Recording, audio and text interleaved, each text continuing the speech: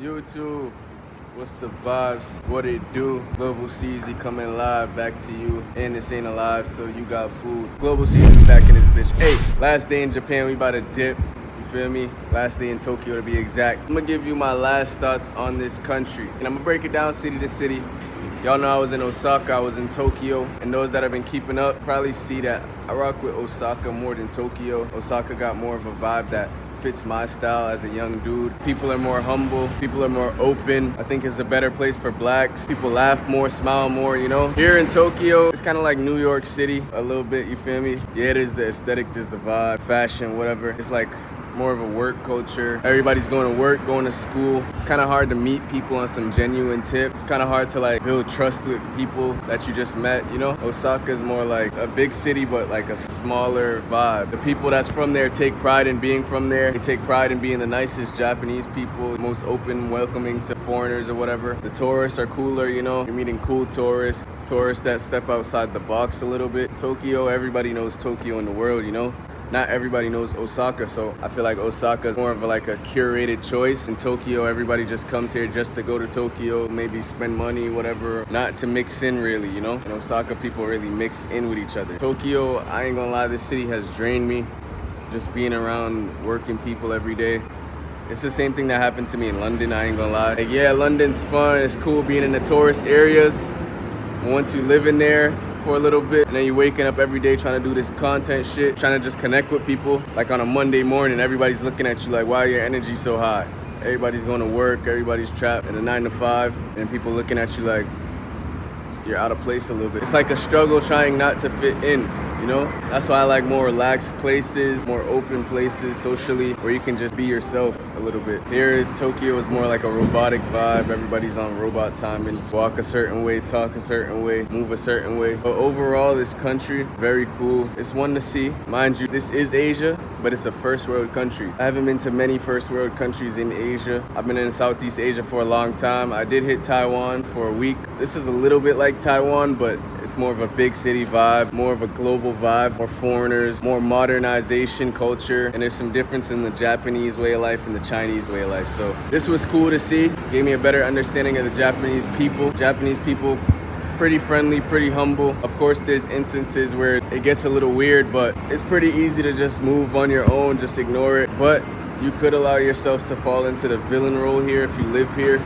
And you just feel like an outcast, you know, a woman being afraid of you, that could get to you, you feel me? Women clutching their purse or moving when they see you. It's not like a huge thing, but it's something, if you pay attention, you'll notice. Trying to like walk light and stay on your toes a little bit, that could be annoying. That's why I like Southeast Asia, it's more third world. They come from a different background, a more rugged background, so they know that you're not really a threat. Here is more sheltered life, preserved life. Everybody lives the same exact lifestyle. You shake the room a little bit, guys. You shake the room. But I will say, people are educated here. That's the thing. People are educated, so you're not facing much ignorance, but it's still a little ignorance because of the cultural difference, you know?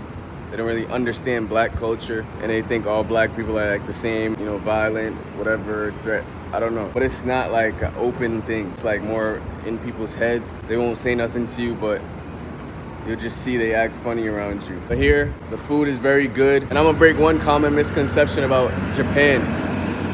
A lot of people think Japan is extremely expensive, most expensive country in the world.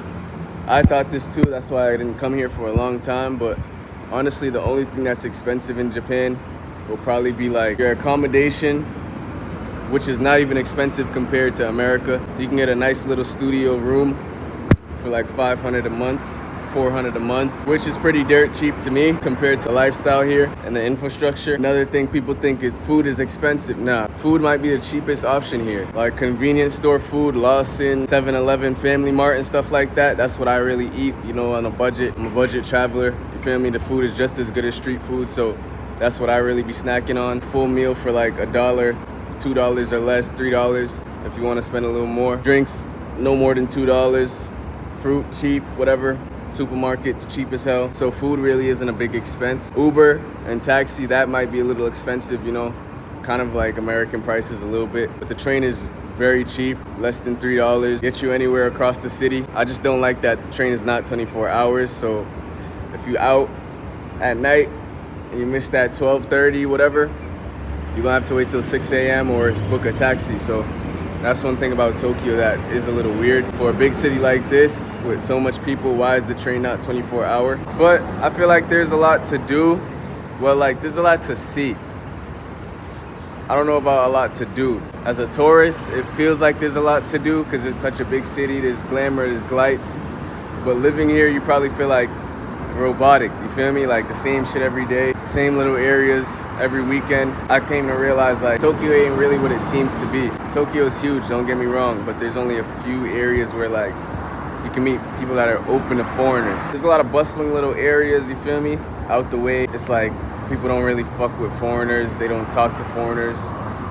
They're not gonna be disrespectful to you or nothing, but it's just like you wanna be around people that want to be around you, want to meet you, that want to connect with you. So it could be a little hard to find a group of people that you can vibe with, hang with. Osaka, I felt like I seen more people my age outside and shit in a nightlife area. The nightlife area is pretty bustling, just more of a vibe, more foreigners, more people that want to meet foreigners, talk to foreigners every day. Here is more like a colder vibe, cold shoulder vibe. Big cities like this, you can't really trust anybody.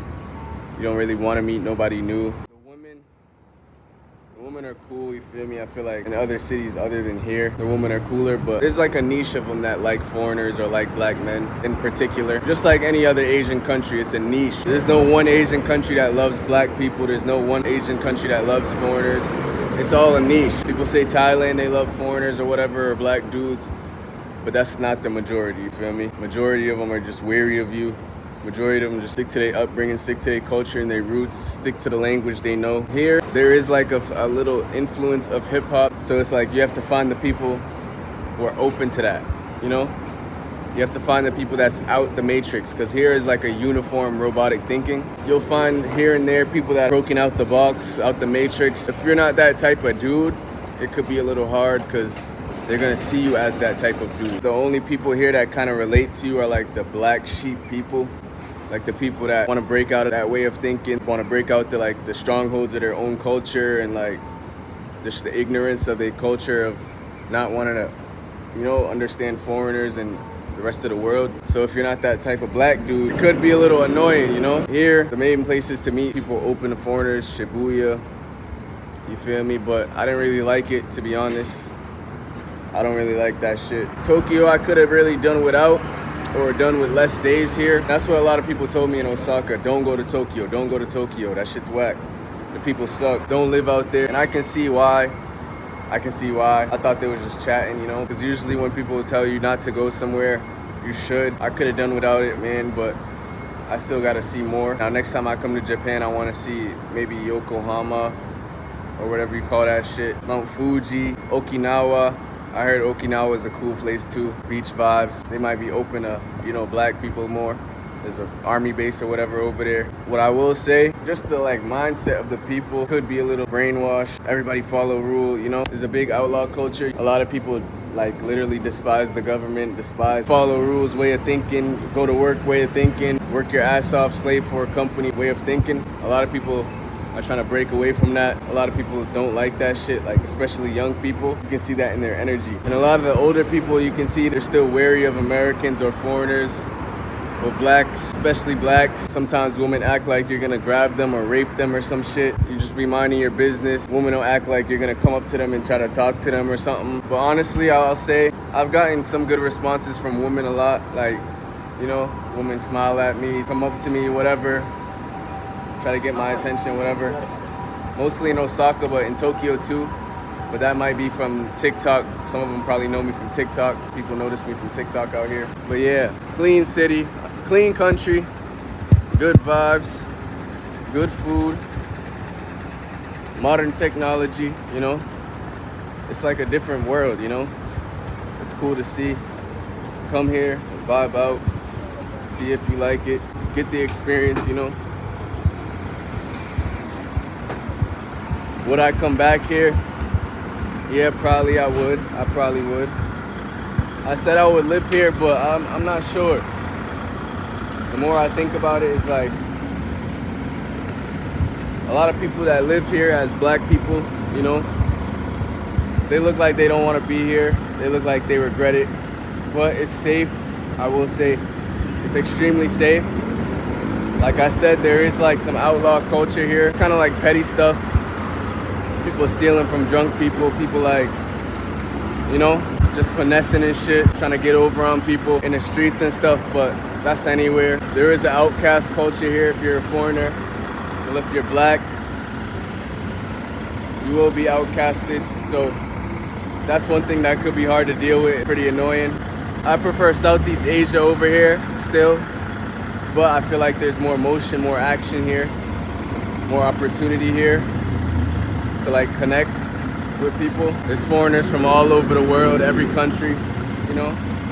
There's mixtures of women from every country. There's Hispanic, Japanese, there's Blasians, whatever. I think that's pretty cool to see. But hey, that's my thoughts on this country. Global Ceezy, we out. Bow. Came up out of dirty part, man. How the fuck I made it out the friends? I don't do no wifey, don't do friends.